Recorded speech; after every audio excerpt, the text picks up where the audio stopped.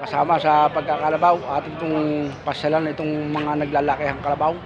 Yan, tingnan ninyo, ang lalaki. Ang lalaki, katuwa naman huway. Yan, tingnan ninyo. Malalaking kalabaw ho. Dito po yan sa Padre Garcia, Batangas. Hindi nyo lamang makikita. Oh. Yan, tingnan ninyo. Oh. Anong dami na naman kalabaw din eh. Anong dami na naman kalabaw. Ay talaga. Ay hindi basta. Ito ay mga kalabaw, ay mga pangkatay na ho ito. Nabili na po itong mga negosyantay. Oh. Ito sa loob ng building, puno eh. Ngayon po ay September 12, 2025. Hindi ho basta ang kalabaw na ray. May dami na naman. Tingnan ninyo. Pao. Matutong kayo ninyo. Ang damay. Ayan. Matumal daw ho bintahan ngayon. Pero mahal. Mahal din daw ho kahit matumal. Hindi naman ho bibigay ng mga negosyante kung sila'y malulugi ng malaki eh. Oh. Matuwa ho ay pagkasar na eh. Ayan. Ayan. Boss, mangyero boss, mangyero. Matuwa ho ay ng kalabawan. Ayan. Ayan ninyo.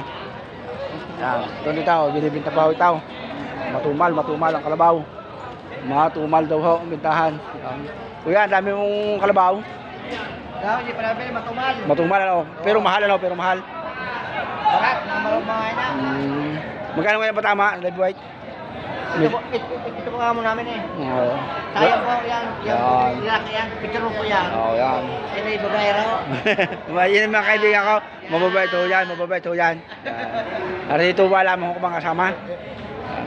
Para malaman din ho ng mga ibang magkakalabaw kung saan sila magbibili. Yan. Yan ho ang mga kalabaw ngayong katayin dito sa Padre Garcia, Batangas ngayong araw na ito. Oh, matutunghayan ninyo. Hindi basta yan, ang dami. Ang dami na naman. Ayan.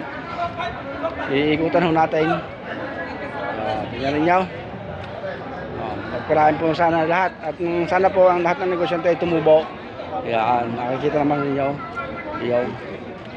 Yan po ang sitwasyon niya ng kalabawan. Ayan. Ang dami ng kalabaw.